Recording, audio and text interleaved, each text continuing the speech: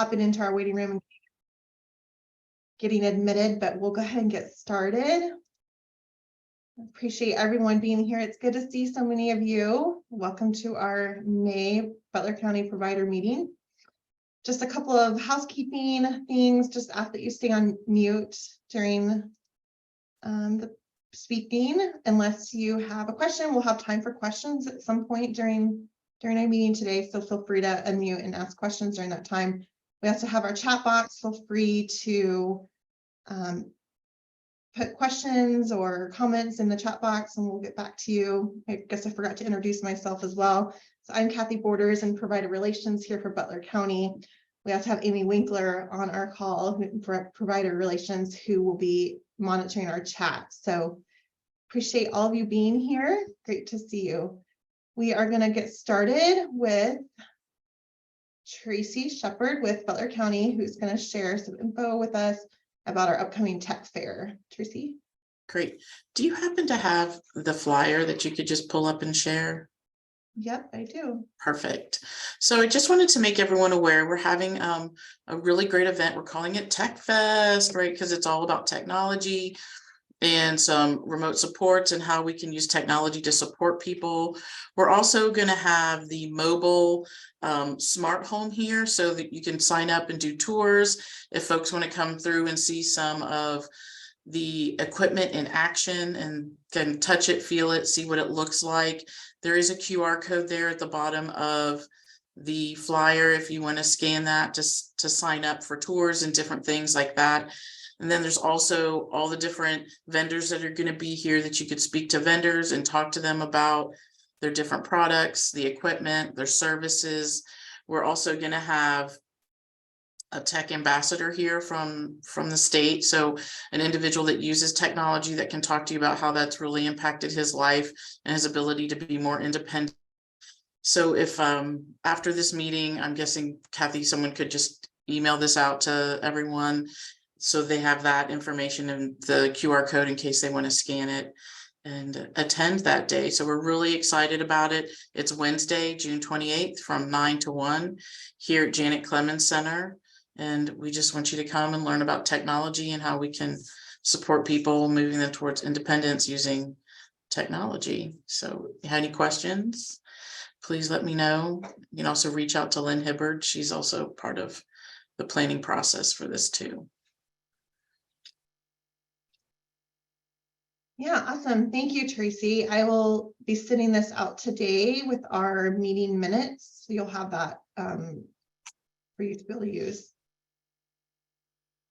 All right, if there's no questions, we are going to move along. Our next presenter is Robin Thomas. She is here from the SWOCOG. She's here today to talk to us about updates that were made to the compliance tool in April.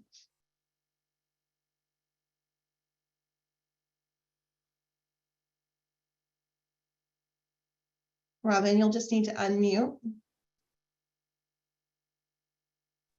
I thought I did. I've got too many screens open, No problem. trying to finagle my PowerPoint and the Zoom screen. So bear with me 1 second while I pull up my presentation and share my screen.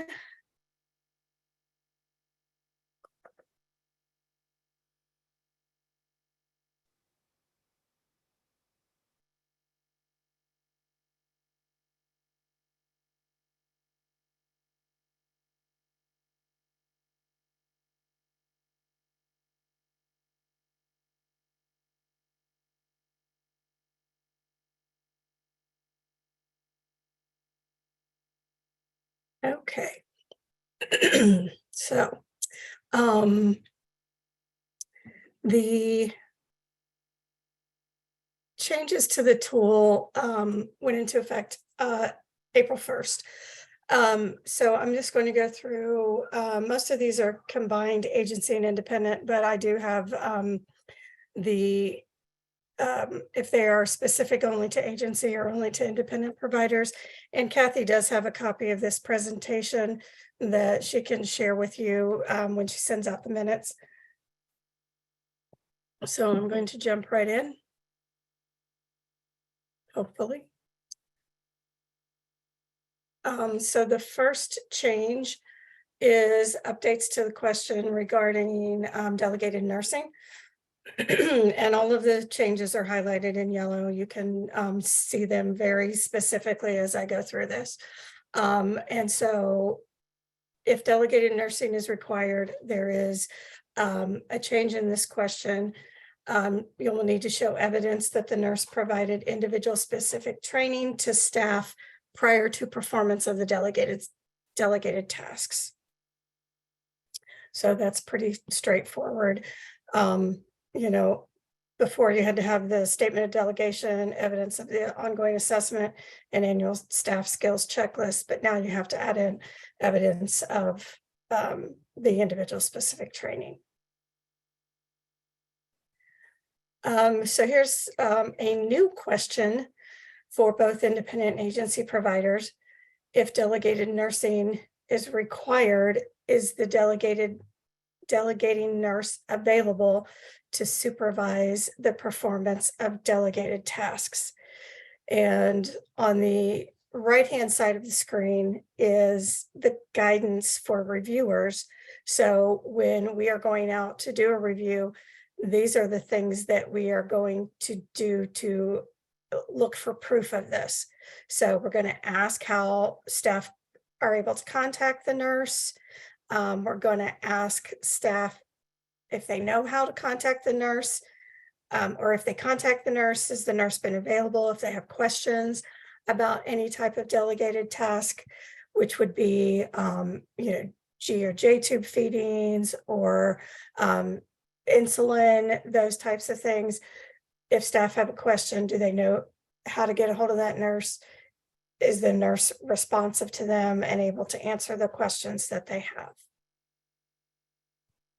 And please, if you guys have questions through this, let me know, speak up. Here's a new question regarding PRN orders, and this is for both independent and agency providers. Are orders for as needed medications written in a manner that precludes independent judgment by DD personnel? Had some questions on this particular new question, and I've actually already cited a provider on this because there are so many issues, MUIs, lots of concerns around PRN medications. When reviewers are going out and looking at orders for PRN medications, providers need to make sure that there is no room for judgment when they are getting orders for PRN medications that are to be given. When I answered this question for someone yesterday, there's some really good guidance in the MedAdmin curriculum. If you look at pages, I believe it's 84 and 85, there's really good guidance about what an order for PRN medications I can't hear should her. say. Can everyone else hear me? Yeah. Yes. Okay. All right, I just wanted to make sure. So I'm not sure who said that, but it might be an issue for that particular person. So so anyway, that guidance in the MedAdmin curriculum is very specific about how those orders should be written for PRN medications. So it's very, very helpful if you get an order for a PRN medication to compare how it's written against that information to make sure that it's very thorough and leaves no room for judgment by the staff on how and when they should give that medication.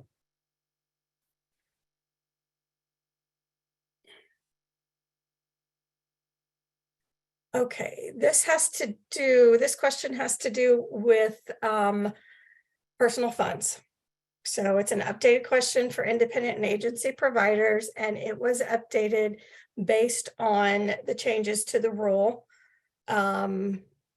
So this one, it's a slight bit confusing the way that I put it in here. So I want to make sure I give some good explanation. So the second bullet point here on the left-hand side talks about evidence of reconciliation at the frequency required, signed and dated by the person conducting the reconciliation and completed by someone other than staff who handle personal funds. So the additional, and I'll talk about the rest of that here in 1 second. So they added in that it needs to be signed and dated by the person conducting the reconciliation. That is for agency providers. So you will also see in parentheses that independent providers do not have to have someone else sign and date and do the reconciliations. They can do that themselves. If they are required to handle personal funds for someone, then they can do their own reconciliations. And if you look on the right-hand column and look at information about reconciliations, that is some clarification, because there's always been lots of confusion around personal funds, that reconciliations are required for anyone handling personal funds, whether it's an agency provider or an independent provider. Agencies, you're required to have someone who does not handle those funds do the reconciliations. Independent providers can do the reconciliations themselves. You will also see some additional clarification on food stamp ledgers. Those should be reconciled to the EBT statement. And then they have taken out the requirement that the purpose for the funds being withdrawn, you don't have to include the purpose on your ledgers. And then there's some additional information at the bottom for guidance that the team will determine when a provider is required to maintain receipts for expenditures, and receipts need to identify the date, the item or items purchased, the amount of the expenditure, and other documentation or written explanation is acceptable if a receipt is unavailable. So when those receipts are required, it has to have this specific information that's listed there in the guidance. I'm sorry, I'm having some allergy issues this morning.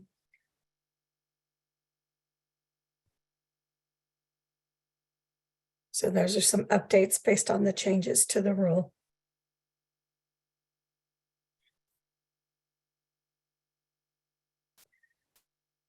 So here is a new question for both independent and agency providers. It's just adding in some information from the rule. This is basically information that's been in the rule. They just wanted to make sure it got into the tool. But if you are responsible for assisting with personal funds, did the provider manage the person's funds as required by the rule? Making sure to retain, safeguard, and securely account for the funds. Notify the team when funds exceed the maximum amount allowed to maintain eligibility for benefits, or when an individual receives a lump sum payment, for example, a back payment from Social Security or some type of an inheritance. Make sure that the individual's funds are not commingled with a provider's funds, and then not to supplement or replace funds of the provider or another individual with an individual's funds, except if there's some kind of arrangement, for example, purchasing household supplies. but that needs to be agreed upon and documented in writing. So, for example, in the section in the plan where you're talking about finances, that would be a perfect place to document that the individuals living in the same household would take turns purchasing household supplies. Hey, Robin, we have a question in our chat about personal funds. It's, are independent providers required to do food stamp ledgers also? If they are responsible for personal funds, then yes, they would be. So it depends on what is written in the plan, but if they are required to assist with personal funds, then they should be doing ledgers for food stamps.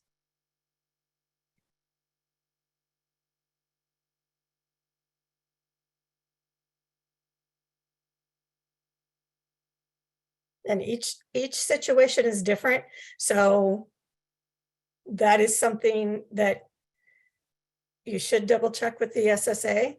But if you're required to assist with personal funds, most likely you're going to be accounting for those food stamps as well. But double check with the SSA. That's not a blanket answer that is going to apply in every situation.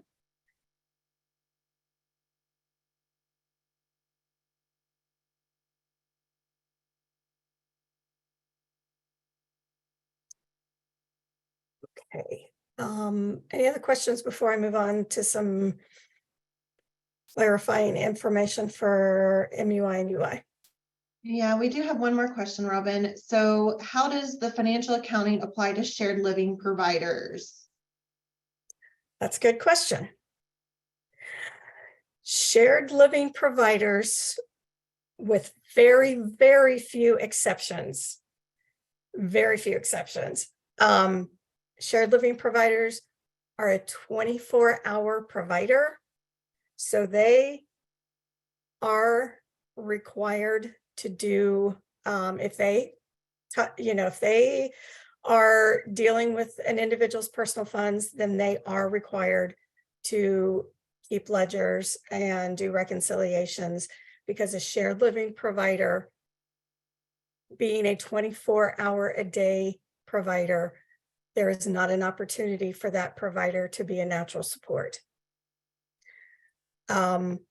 If there is another family member living in the household, it is possible that that family member may be able to do, personal funds for the person receiving services. But if there is not that situation, it's just the shared living provider and the individual receiving the services, then the shared living provider does have to account for personal funds and keep ledgers and do reconciliations, because there's never a time that a shared living provider is not on the clock. Again, with very, very, very few exceptions. So if you're paid 7 days a week to do shared living, you are never a natural support.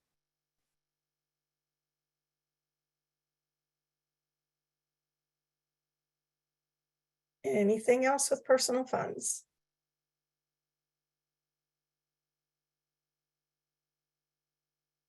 That is all I'm seeing in the chat right now. Okay. Oh, wait, actually, there is one more. Okay. Sorry about that. What if they have shared living but have a payee who is someone else? The payee will take care of whatever it is the payee takes care of, but if there is money, say, for example, personal spending money, the shared living provider has to account for whatever money is coming into the house. So spending money, grocery money, food stamps, there still have to be ledgers and accounting for that money that comes into the household. So it's not as much that has to be accounted for, but that money still has to be accounted for. So. The payee does their thing, the provider does their thing. It's just there's not as much, you don't have to worry about, if the payee pays the bills and, does all, deals with the bank account, that's fine. But anything that comes into the household, the shared living provider has to take responsibility for and show where that money has gone.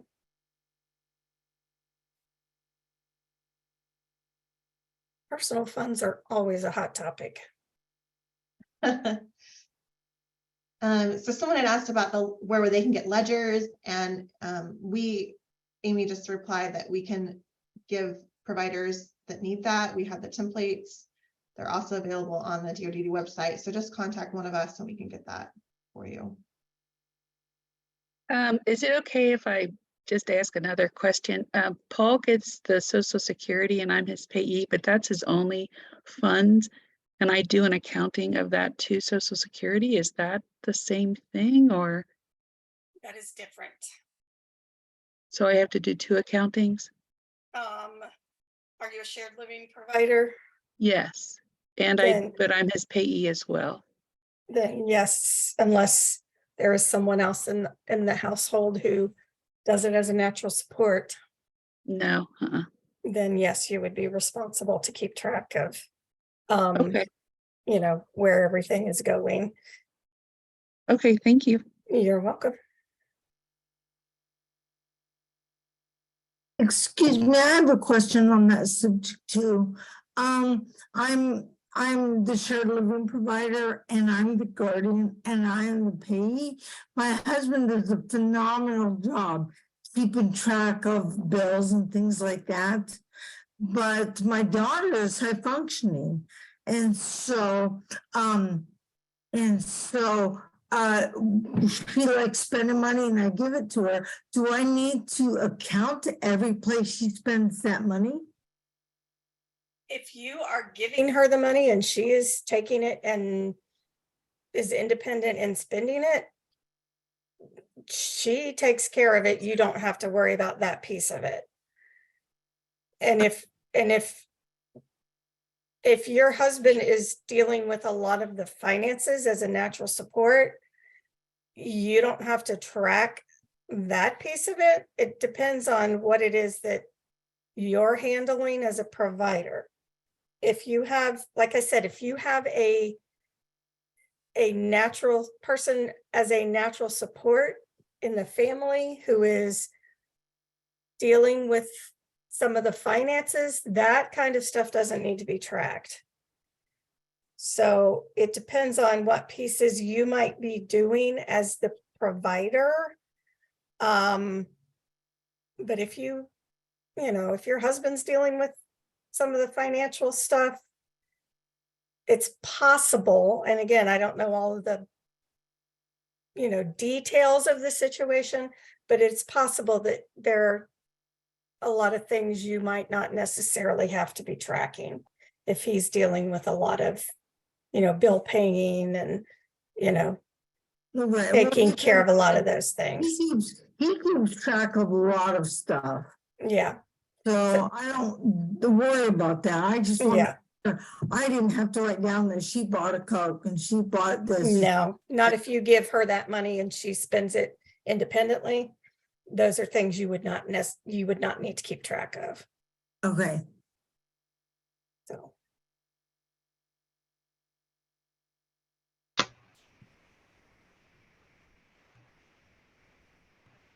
Yeah, personal funds are always, there's always lots of questions in this area. And if you're not sure, talk to your SSA. Amy and Kathy are good resources. And if they're not sure, a lot of times they'll email me and I'll give them the best answer based on, the information that they give me. But each situation is different based on how things are set up for the person. So. All right. Let's go ahead and move on. So here's an updated agency question. This is regarding unusual incidents.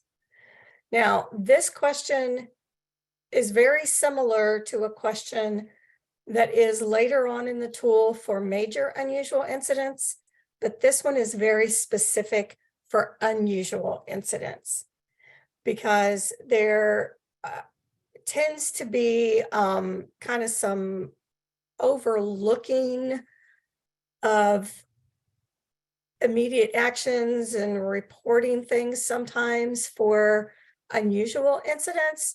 So they wanted to make sure that this was pulled out specifically for unusual incidents.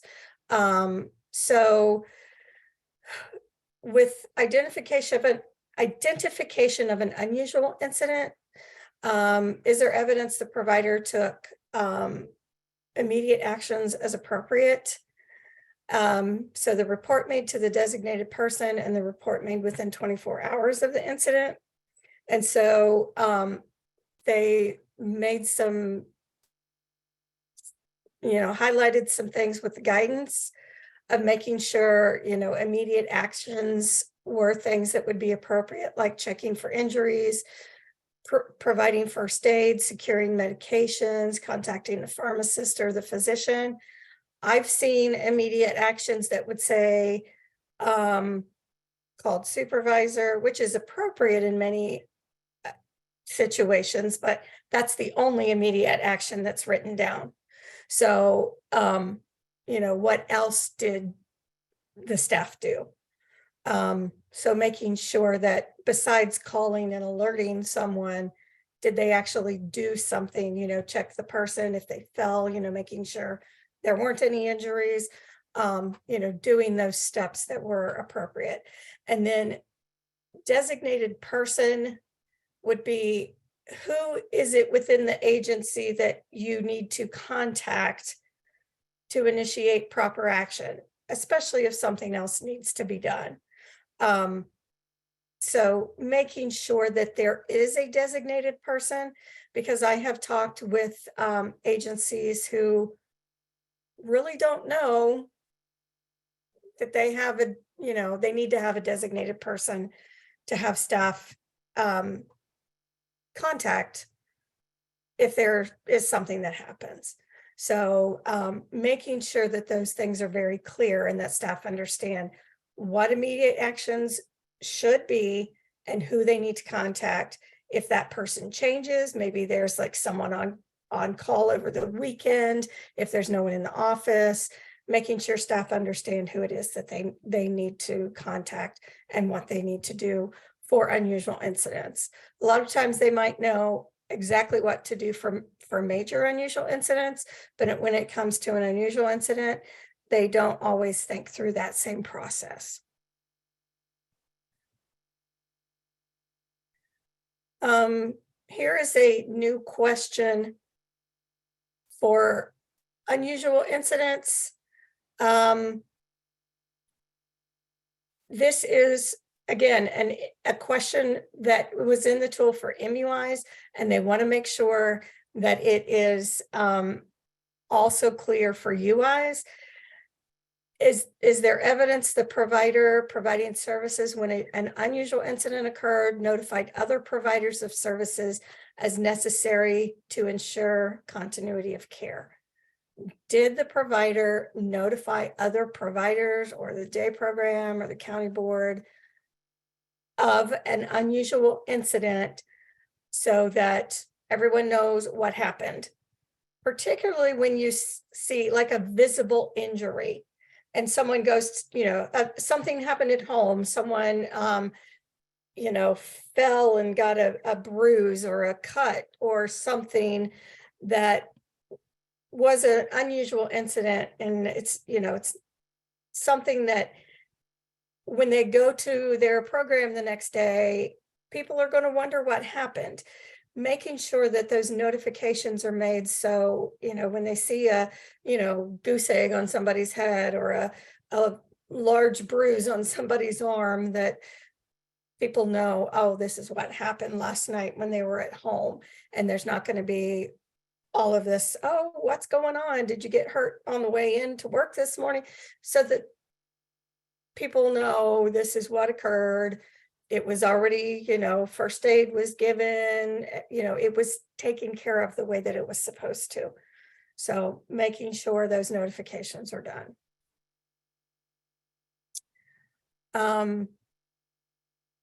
Here is a part of this question is new.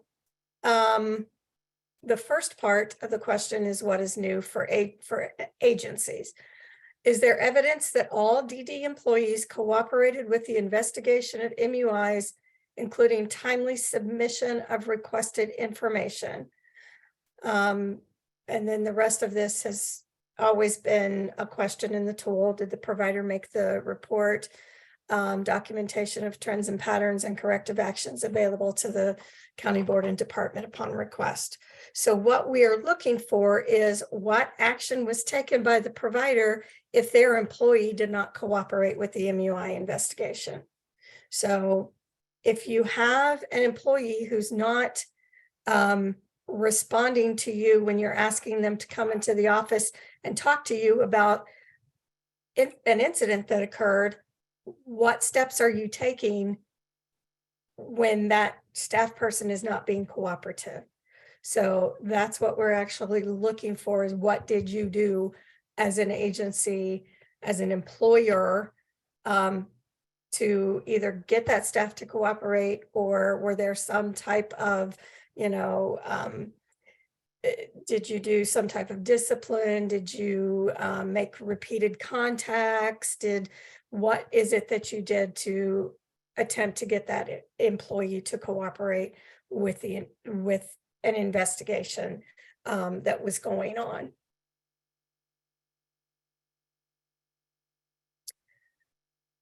Okay, this is an updated question regarding the MUI analysis. So because of where we are at currently with the new system for incidents, they've changed the question, and I don't know how long it will stay this way. I guess until they get everything adjusted and fixed and ready to go.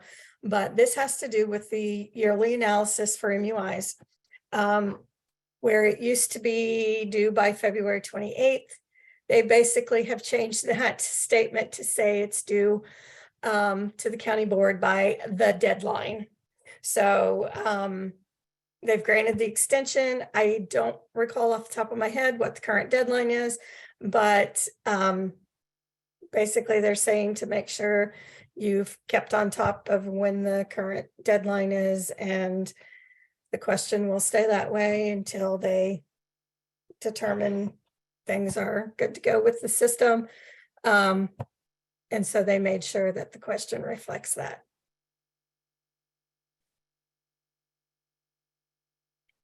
Okay, any questions on MUI and UI before I move into some personnel information?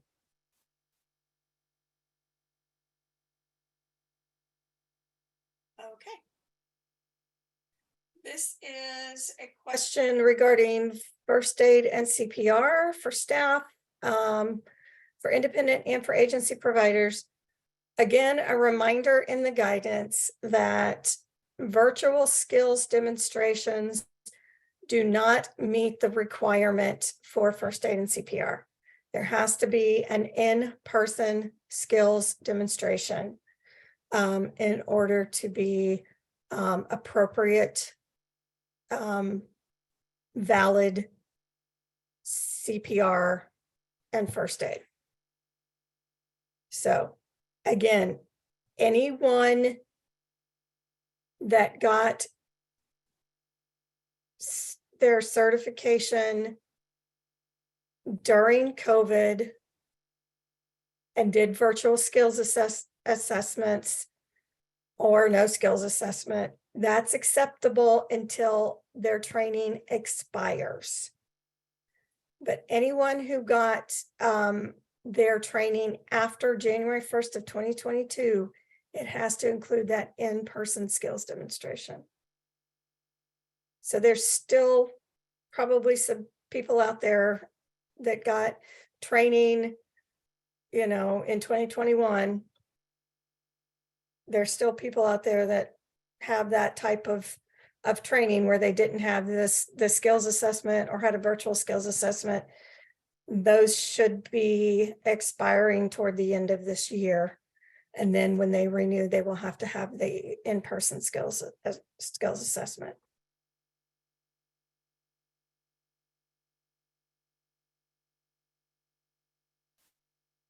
This is update to the guidance, making sure that anyone who has category 2 and category 3 MedAdmin certification has to also have valid category 1's certification. If the category 1 certification lapses, that negates their category 2 and category 3 certifications. So that's for both independent and agency.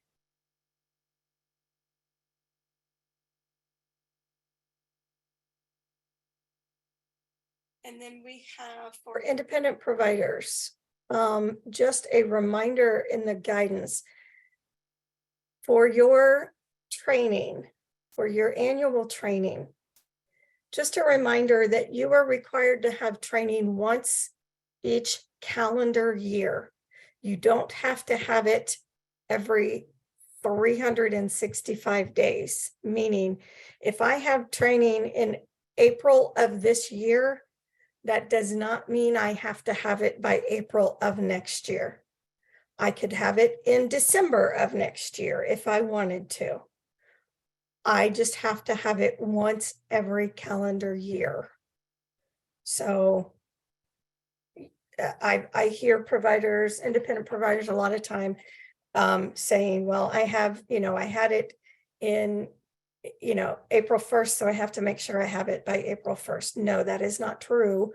Just any time during the calendar year. So that gives you that flexibility of, if you have a lot of stuff going on, and you're not able to get it by that same date the next year, you have any time during the year that you can take your annual training.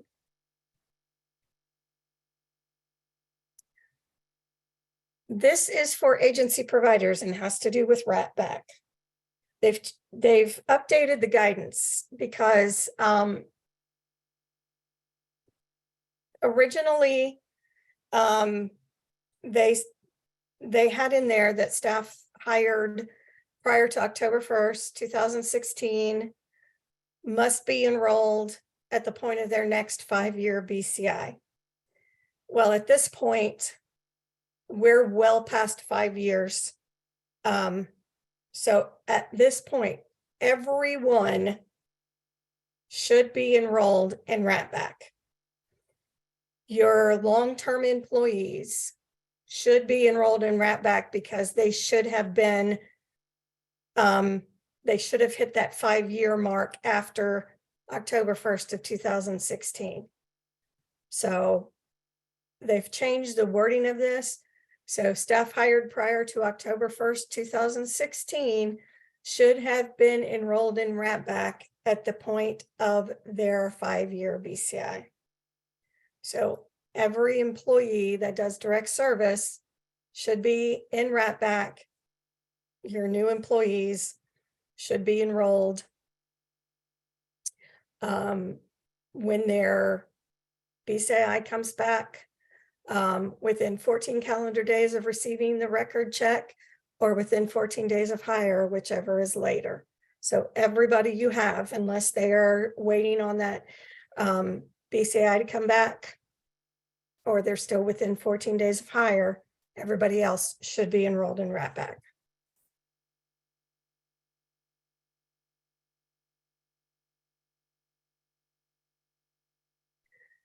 And this is an agency question. Updated guidance is that a reminder that if you have a board, your agency is run by a board, your agency board members must have training on MUI reporting requirements. So just a reminder for that. And this is updated guidance for DOO training for agencies. About what training. This started in 2022, and then there are administrator requirements for licensed facilities. So making sure that DOOs know what training they're required to have. And then I put a quick slide in here because licensed facility requirements regarding training, internal compliance, and safety training is a little different, but everything here on the left-hand side now lines up with what everybody else has to have. I have the dates on here of when things need to be done. And that some of this makes no sense. I just see the way I wrote it in here, but internal compliance program is required by June 1st. Written training plan should have been in place by January 1st. Staff should be following the updated training requirements, should have started in March 1st, and supervisor training requirements for supervisors hired after March 1st. And then safety training for each facility staff work in is required this year, but it will not be reviewed until 2024.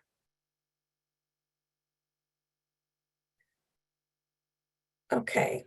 Any questions on any of the personnel issues before I move on?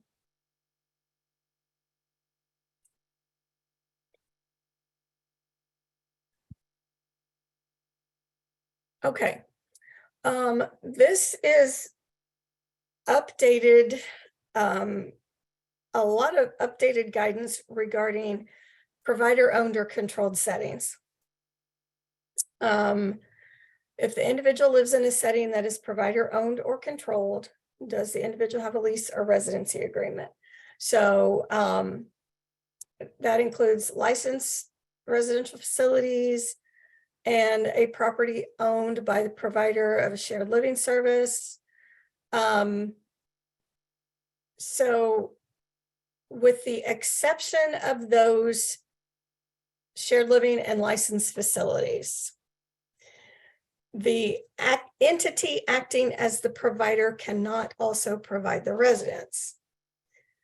So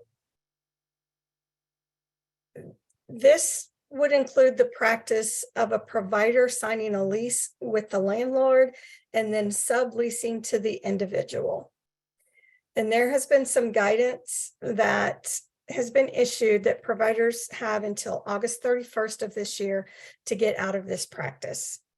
Sometimes providers will sign a lease for an individual because maybe the individual has really bad credit, or they just maybe don't have, they don't have the ability to sign.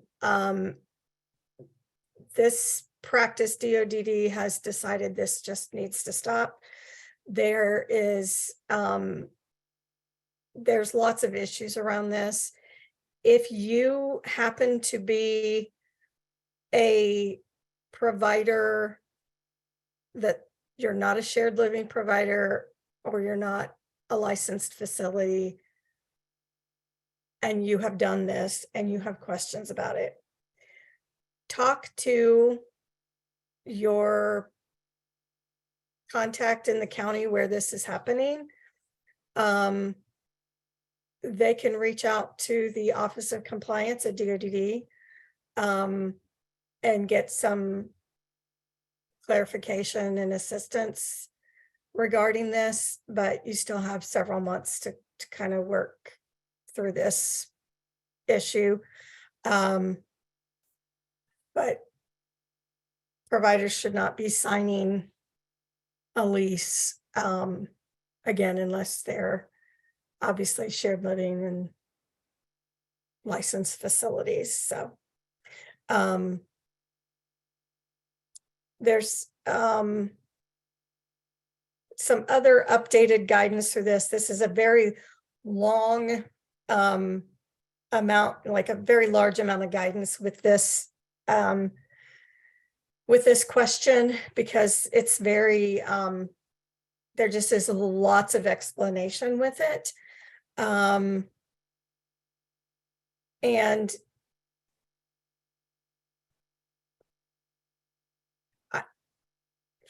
you would probably be best to like read the whole thing all together to kind of get the gist of everything, but you have to make sure.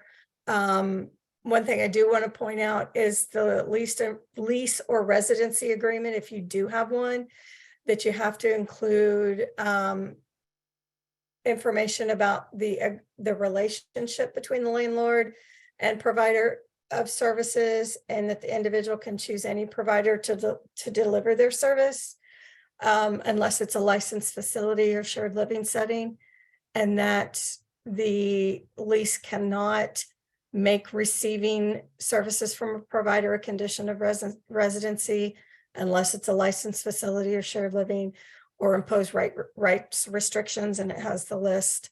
So it's a very long, involved list of guidance. So if you have questions on that, read through the whole thing in the tool. And then if you have questions, you can ask your provider relations people, or people at the Office of Compliance at DODD, or me. And then we have for agencies, our in-person day waiver services provided in a non-residential setting. And you want to make sure that that setting is not actively being used as a residence. That's pretty simple and straightforward. And Robin, yes, we just had a quick question about going back to the residency or agreements, leases, about shared living. Susan asked, are you saying that my brother needs to have a lease to live in my house, which is really our house since I'm his shared living provider? that is a team decision to be made when there is a family relationship. At the very least, you may want to have some information written up about how much he is paying for room and board. But the team needs to discuss that and decide. For family members doing shared living, it's kind of a, do we need to or do we not need to? For non-related shared living providers, yes, there definitely needs to be one. But for related shared living providers, it is, the team needs to talk about it and decide if there needs to be one or not. But like I said, there needs to be some kind of a discussion about, how much should you be paying for room and board, just some of those very general kinds of things. But the rest of it is kind of a, do we really need to have this with all of those things written out? It's not something that we as reviewers look at for family members that are doing shared living. We're not going to get in the rest, we're not going to get in your business, but just as best practice, you might want to make sure that, you at least have something written up that says this is how much he pays every month for his room and board. So.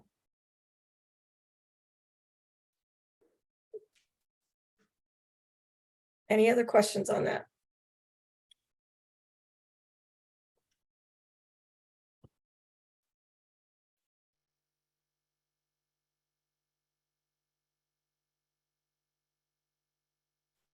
Okay, so here's some updated guidance on remote support.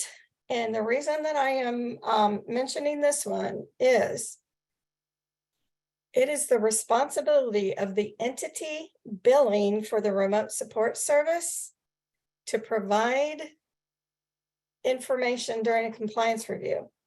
So if you look at the remote support section in the review tool, every single question about the service, and there are, I think there's like 8 or 9 questions.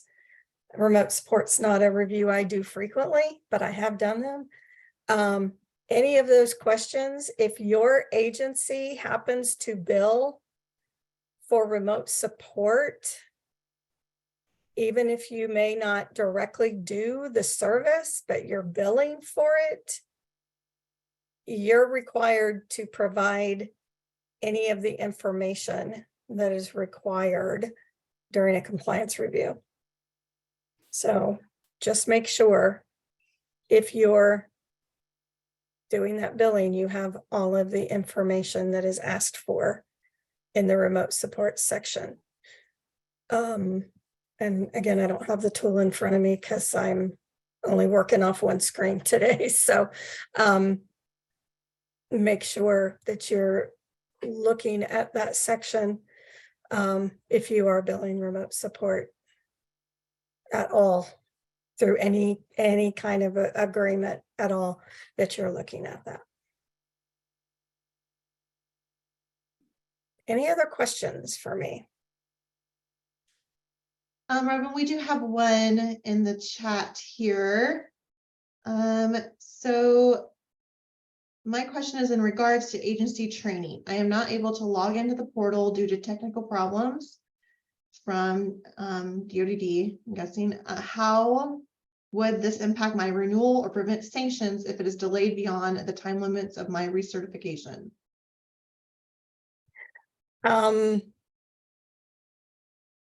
You need to contact IT at DODD and have them fix your issue, or you need to use, there's a couple different entities out there, which Amy and Kathy could help you with their information that do the required training so that you could get what's required. If you, I mean, depending on when your certification is due for renewal, you would have to have updated training to turn in for your recertification. So a couple different ways you can do it. You can get DODD IT on it to be able to get into the system, or you can contact one of the training entities that does the required training for you. The other entities that do it outside of DODD do cost money, which is the downside of that, but you would get your requirement met if you can't get into the DODD system.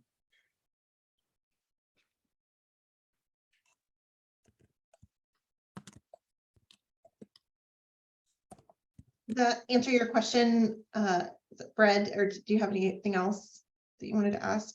Let me see. Can you hear me? Yes. Oh, thank you, Miss Robin. I'm so sorry. I didn't even know that you guys can hear me.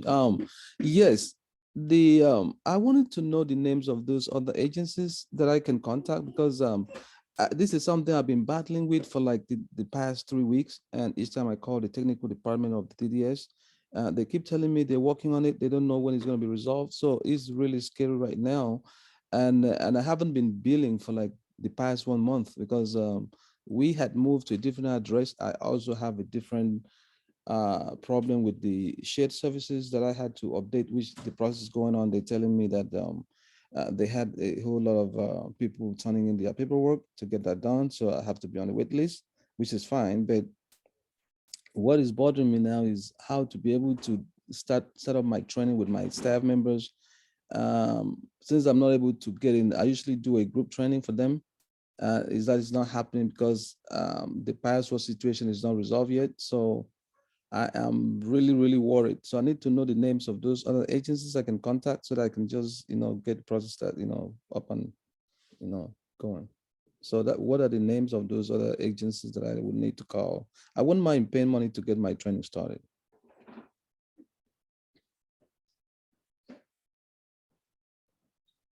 Laurel put one of the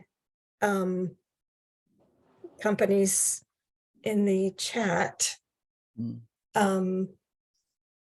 And I don't have any of those pulled up. Get back there. Hold But the academy on, hold on.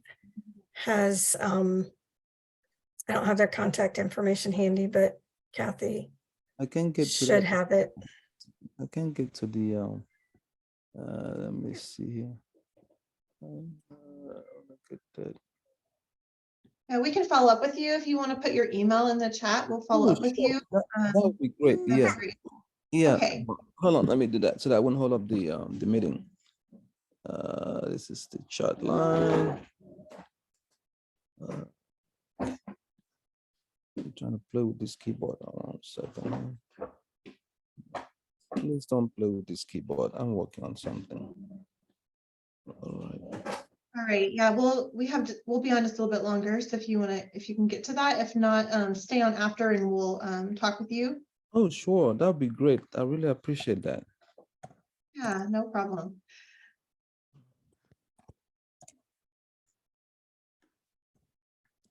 Any other questions for Robin while we Oh, have her? no problem. We'll talk later on after the meeting, okay? I think that'll be a good time to talk. Okay, great. Anyone else?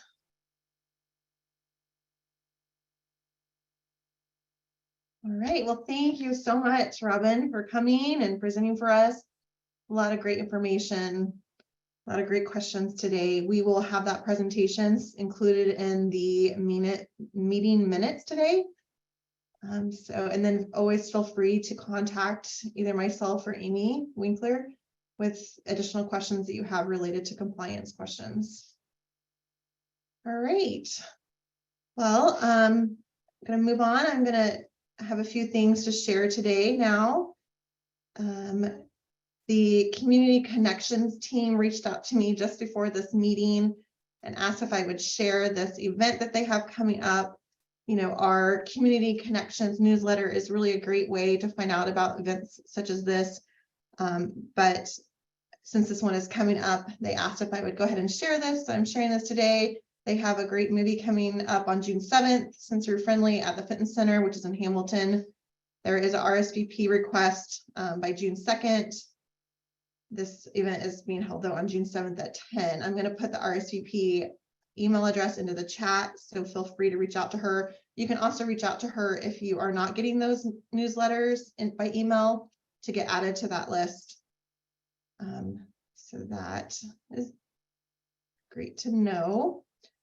And then I want to switch over now and just have a few updates and some information about trainings that are coming up that I wanted to share with you guys today. I can switch over. All right, so agencies that this applies to should have already received an email, but I just wanted to mention it today that the DSP 2022 compensation survey launched May 1st. And so that is required to complete. It's due by July 16th. So any agencies that have provided HPC services during 2022 are required. At base. Yeah, I just saw that. Sorry about that. Let me see if I can switch over here. All right, can you guys see that? Yep. Great, sorry about that. Too many screen sharings today. All right, so there you can see I was talking about the 2022 DSP compensation survey. There's an email address there if you have any questions about it, but like I said, you should have already received an email if this applies to you. And if you didn't receive that email and it applies to you, you want to make sure that your email is correct in the in DODD, because it's going to the agency's primary contact person or email. There is some a training and some guidance documents on DODD's website if you have questions about this as well. We mentioned this last time, but just wanted to remind you that the DODD provider resource and support team has bi-weekly open door office hours. Those are on Wednesdays, the second and fourth Wednesdays of the month. There's the times there. It's a great time to network, get together, talk about questions or topics or issues that you're having related to provider and DSP experiences. So there are the links to that that'll be in the meeting minutes. You'll be able to access that. That same DoDD team also has monthly information sessions. There is a list for the whole year of the different topics that they'll be covering. There is the links that you can actually register now for the May and June meetings. So feel free to use those. So these are always occurring on the fourth Monday of each month from 11 to 12. Great opportunity there. Just a reminder that the outcome tracking system reporting period is quick. The deadline for that is quickly approaching. That deadline is May 31st. So just a little bit, a couple more weeks left to get in that reporting. There is a link to there if you need more information. DoDD wanted to let all providers know that for providers of adult day support and vocab, that you are required to notify DoDD of all locations where adult day or vocab services are taking place. You need to update that information within 14 days after a new location is opened or a location is closed. And you do that through the PNM and PSM system. So they are giving a grace period right now for you to go in and look at the what information is entered for your agency now. And after May 31st, they may then be issuing citations if that information is not updated and correct. There is the compliance email if you have any questions specific to that to reach out. Here is a link to the personal fund rule that Robin covered. I won't go into this, but this little blurb is here just as a reminder as well. Just having a lot of questions about that surrounding that. So we wanted to give that to you, but there you can go and actually look at the rule and make sure that you're complying with that rule if it applies to you according to the ISP. Trainings, there's several different trainings coming up. Don't want you to miss those opportunities. A great way to get some professional hours. The OSAS provider training series has one coming up just next week on the 25th. You can register with that link provided and contact them for information about additional trainings coming up. Right now, this is the only one we have. The SWOCOG is also offering a series of trainings this year on a lot of great topics. There are the topics for the whole year. They will all be held virtually with the exception of the July training. You can register now for the June 7th, which is on the behavior support rule.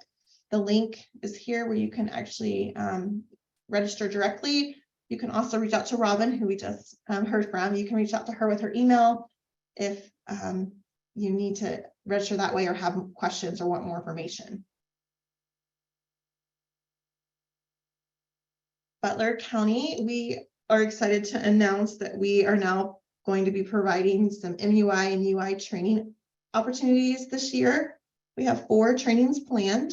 There are the topics there outlined for you. You can actually register with the link there. You can also just hop on. We have the Zoom link there for you. It's going to be the same link for all 4 meetings. This training will count for 1 hour of annual training for DOOs, DSPs, and independent providers. You will receive a certificate after attending that class. So we'd love to have as many of you as possible. Another training I wanted to share with you today is through Ocali. They host a series of webinars designed for supporting youth with complex needs. However, the one that's planned for this month on May 22nd is geared for all DSPs, whether you support youth or adults. So there, it's a great opportunity to go and it's titled Fueling Up with Self and Others. So it's a great way to focus on you and learn probably some cool techniques and tools to help you in the stressful work that we do. Lastly, there are a couple of trainings that were just added to DoDD My Learning. I listed them both here. The great thing about those is they're available anytime. You're able to hop into My Learning and access at any time for that professional development credit. So just wanted you to be aware that these two have been added for you to go in and do. Our next meeting, or the remaining meetings of the year are there, and then our next meeting is July 19th. So we'd love to see you again. Again, it will be on Zoom at 10 o'clock. This time seems to be working really well, so we'll plan to do that. Just wanted to ask if there's any questions before we close up our meeting today.